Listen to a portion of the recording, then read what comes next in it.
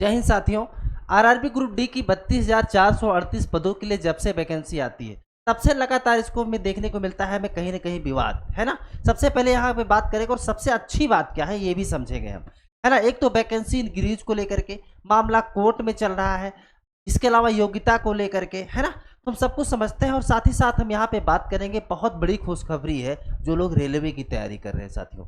ध्यान दीजिएगा हमारी बात को। तो हम सभी बिंदुओं पे चर्चा करते हैं, नई वैकेंसी की क्या उम्मीद है ना, और ये भर्ती आपको किस तरीके से और कब तक देखने को मिलेगी और कितने पदों पर देखने को मिलेगी, है ना। और लास्ट में हम समझेंगे कि इसका एग्जाम जो 32,438 पदों के लिए फॉर्म भरा गया है ना। अगर कायदे से देखा जाए तो इसका एग्जाम जुलाई तक हो जाना चाहिए था, लेकिन नहीं हो पा रहा है। अब अगर जो सबसे पहले हम बात कर लेते हैं नई भर्ती की, और साथ ही साथ जो लोग फॉर्म भरे हैं, तैयारी कर रहे हैं, है ना, क्या इंपॉर्टेंट हो सकता है आपके लिए। तो आप जानते हैं कि इसकी परीक्षा जो होती है वो कंप्यूटर आधारित परीक्षा होती है, और कुल प्रश्नों की संख्या, है ना, कुल प्रश्नों की संख्या यहाँ पे 100 देखने को मिलेगी, और जो आपको मार्क मिलेंगे वो कितने मिलेंगे, 100 मिलने हैं। टाइम आपको 90 मिनट है ना। इसके अलावा भाषा की बात की जाए तो 15 भाषाओं में पेपर उपलब्ध है ना। हिंदी, अंग्रेजी, आप जिस भाषा में करना चाहें आप पेपर को दे सकते हैं। विषय आप यहाँ देख रहे हैं सामान्य विज्ञान के 25 क्वेश्चन 25 नंबर, है ना। इसके अलावा गणित है 25 नंबर का, सामान्य बुद्धि रीजनिंग है आपकी 30 क्वेश्चन, सामान्य जागरूकता 20 क्वेश्चन है, टोटल आपका 100 है। अब ये जो लोग नई तैयारी के लिए आ रहे हैं, है ना, जो इसमें फॉर्म नहीं भरे हैं, इसके बाद जस्ट वैकेंसी लगी हुई है, क्योंकि अब रेलवे भी, है ना, अपने कैलेंडर के मुताबिक लगभग भर्ती देना और साथ साथ परीक्षा करवाना शुरू कर दिया है। अब पहले जैसा नहीं है कि अब हाँ एक बार भर्ती आए तो फिर 3-4 साल 5 साल बाद पेपर देखने को मिलता जिस तरीके से पहले होता था। तो ये आपका सिलेबस हमने आपके साथ साझा किया, आप जानते ही होंगे। कुछ और महत्वपूर्ण चीज़ें हैं वो समझते हैं।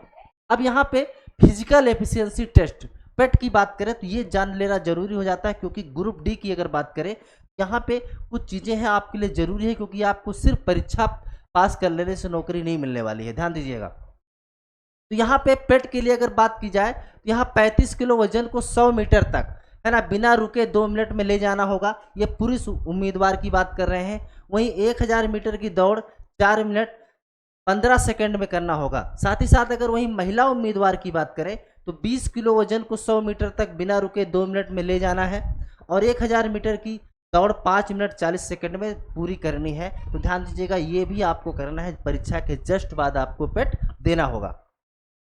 इसके अलावा अगर बात की जाए दस्तावेज सत्यापन डीबी, तो सीबीटी और पेट में उत्तीर्ण उम्मीदवारों को दस्तावेज सत्यापन के लिए बुलाया जाता है। आवश्यक दस्तावेज 10वीं का प्रमाण पत्र, जात प्रमाण पत्र यदि लागू हो, पीडब्ल्यूडी प्रमाण पत्र, एक्स सर्विसमैन, ये सारी चीज़ें आपको लगाना होगा। और फिर मेडिकल, इसके बाद आपका मेडिकल होगा A2 B। मेडिकल में भी अलग अलग मानक हैं, जैसे A2 B1 B2 C1 C2 के अनुसार जांचा जाता है। और साथ ही साथ क्या देखा जाता है, ध्यान दीजिएगा, दृष्टि, रंग दृष्टि और सामान्य शारीरिक स्वास्थ्य की जांच की जाती है यहाँ पे आपके मेडिकल की। और क्या इंपॉर्टेंट है ग्रुप डी की वो समझते हैं। तो यहाँ पे ये हमने बताया। अब A2 क्या है, यह उच्चतम मेडिकल मानक है जिसमें उम्मीदवारों की दृष्टि दूर और पास की, रंग दृष्टि और सामान्य स्वास्थ्य बेहतर होना चाहिए, है ना। इसके अलावा B1 क्या है, इसमें थोड़ी सी कम शक्ति है लेकिन दृष्टि और सुनने की क्षमता अच्छी होनी चाहिए। B2 की बात करें यहाँ पे तो B1 से कम शक्ति है और कुछ दृष्टि दोषों को अनुमति देता है, जैसे यहाँ पे चश्मा पहनने की अनुमति, है ना, लेकिन रंग दृष्टि और सुनने की क्षमता का परीक्षण किया जाता है, ठीक है। फिर C1 क्या है, इसमें और भी लचीले मानक हैं जहाँ मामूली शारीरिक अक्षमता या दृष्टि दोष स्वीकार हो सकते हैं, बशर्ते कार्य को प्रभावित ना करे, या ट्रैक मेंटेनर और हेल्पर जैसे पदों के लिए हो सकता है ना। फिर C2 यहाँ पे यह सबसे निम्न मानक है जहाँ गंभीर दृष्टि दोष या शारीरिक सीमाएं स्वीकार हो सकती हैं, लेकिन उम्मीदवार को अभी भी बुनियादी कार्य करने में सक्षम होना चाहिए। यह आमतौर पर सहायक या तकनीकी पदों के लिए लागू होता है। तो ये हमने मेडिकल का स्टैंडर्ड बताया क्या रहने वाला है, क्योंकि मेडिकल से तो आपको गुजरना ही है। इसके अलावा यहाँ पे सामान्य विज्ञान, अब ये अगर आप तैयारी कर रहे हैं तो आप ये जान लीजिए कि भाई कौन से टॉपिक है जो हमारे लिए बहुत महत्वपूर्ण हो सकते हैं, है ना। तो यहाँ पे आप अगर आपकी बात की जाए तो 10वीं परीक्षा की अगर बात करें यहाँ पे, तो 10वीं कक्षा का CBSE NCERT साइंस का बहुत अधिक रोल हो जाता है। और साइंस में आपकी भौतिकी भी है, रसायन विज्ञान भी है, और साथ ही साथ जीव विज्ञान भी है। एक चीज़ आप समझ लें। और एक बात और आपको बताऊँ, अभी ये 32,438 पद जो हैं, ध्यान दीजिएगा, 32,438 पद हैं। अगर वैकेंसी को इंक्रीज होती है ना, वैकेंसी अगर इंक्रीज होती है तो ठीक है, अगर नहीं इंक्रीज होती है तो आप ये मान के चलिए, क्योंकि 2025 चल रहा है, 2026 में यानी 2025 के लास्ट दिसंबर और जनवरी में लगभग आप मान के चलिएगा कि 40,000 की एक वैकेंसी और देखने को आपको मिलेगी, ध्यान दीजिएगा।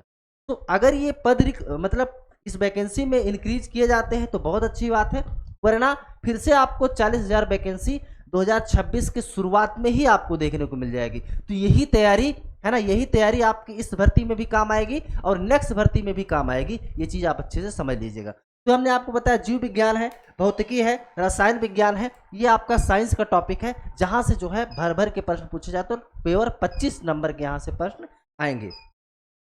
इसके अलावा सामान्य बुद्धि और तर्क की बात कर ले यहाँ, ठीक है, सामान्य बुद्धि और तर्क की बात करें, रीजनिंग की, है ना। अभी रीजनिंग की बात करें तो हालांकि रीजनिंग जो है रेलवे लेवल में बहुत हाई स्टैंडर्ड की नहीं पूछी जाती है, नॉर्मल लेवल की ही रीजनिंग पूछी जाती है। तो रीजनिंग में क्या है, जैसे आप देख पा रहे हैं महत्वपूर्ण टॉपिक यहाँ पे कोडिंग, डिकोडिंग, रक्त संबंध, दिशा दूरी, है ना, ये सब। इसके अलावा तार्किक प्रश्न, गणितीय संचालन, वेन डायग्राम, चित्र आधारित प्रश्न, पैटर्न पूर्णता, लुप्त संख्या, अक्षर, कागज काटना और जोड़ना। तो ये जो है आपके हम बात कर रहे हैं किसकी, सामान्य बुद्धि और तर्क की। इसके अलावा जीके जीएस की बात करते हैं। अब जीके जीएस की बात करें, अगर सामान्य जागरूकता और करंट अफेयर की बात कर ले, तो यहाँ पे साथी आप जानते हैं प्रश्नों की संख्या 20 है। अब यहाँ पे कौन कौन से टॉपिक है, देखिए अगर यहाँ एनटीपीसी की अगर एग्जाम की बात करें तो यहाँ पे जो सबसे ज़्यादा तकलीफ दिया है ना, वो करंट अफेयर और जीके जीएस वाला ही पोर्शन दिया है।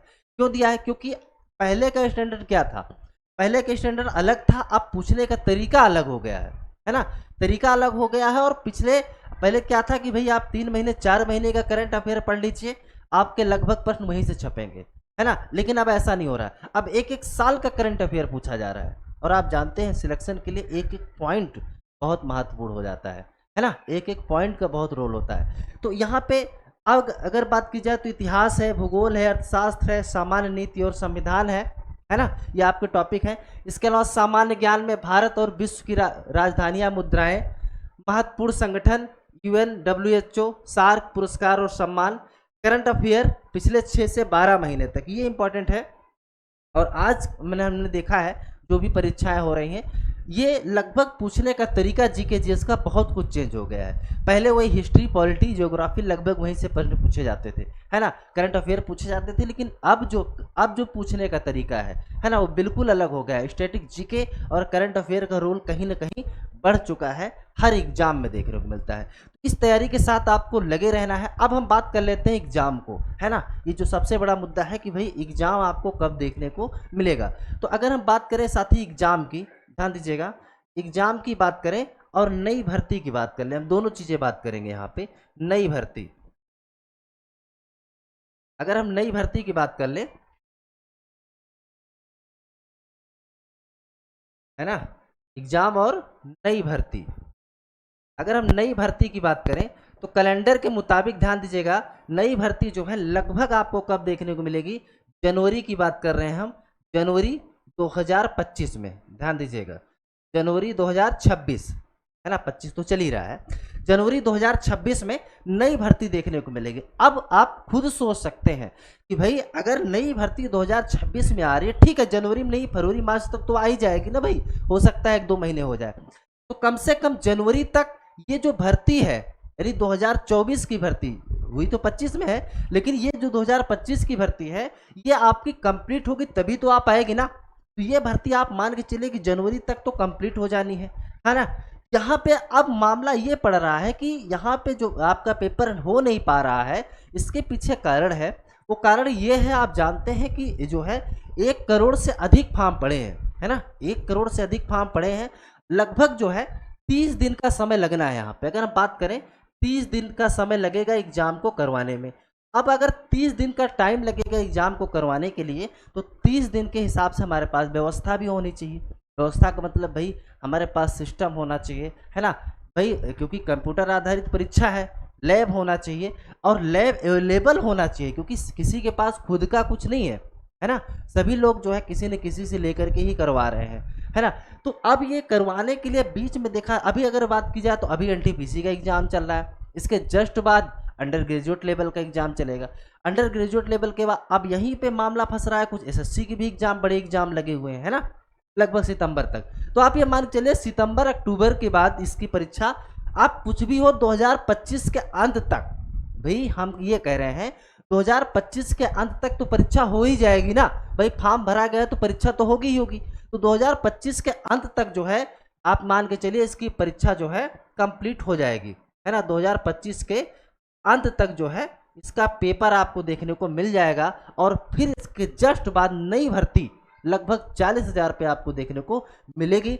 इसलिए भाई अभी से आप अपनी तैयारी को बेहतर करिए, है ना। आपका वीक पॉइंट क्या है उसको स्ट्रॉन्ग करिए, लग जाइए तैयारी में, है ना। तो आप उम्मीद है समझ चुके होंगे। अब मामला अगर कोर्ट की बात करें तो आप जानते हैं कोर्ट का मामला चल रहा है और वो चलता रहता है, उससे कुछ बहुत फर्क पड़ने वाला नहीं है, ठीक है। हाँ, उससे बहुत फर्क पड़ने वाला नहीं है। हाँ, लेकिन एक चीज़ है कि अगर वैकेंसी इसमें इंक्रीज हो जाती है तो आईटीआई और नॉन आईटीआई का जो मामला है वो कहीं ना कहीं सभी लोग खुश हो जाएंगे अगर वैकेंसी अधिक संख्या में बढ़ती है। साथियों, आपकी क्या राय है, कब तक एग्ज़ाम इसका हो जाना चाहिए और वैकेंसी को कितनी इंक्रीज होनी चाहिए, कमेंट करके ज़रूर बताइएगा। यहाँ तक आप आए हैं, नए हैं चैनल पे, तो एक बार जा कर के सब्सक्राइब करिए, वीडियो पसंद आया हो तो लाइक करिए, शेयर करिए दोस्तों में। बहुत जल्द नेक्स्ट वीडियो मिलते हैं, तब तक के लिए आप सभी साथियों का बहुत बहुत धन्यवाद। जय हिंद।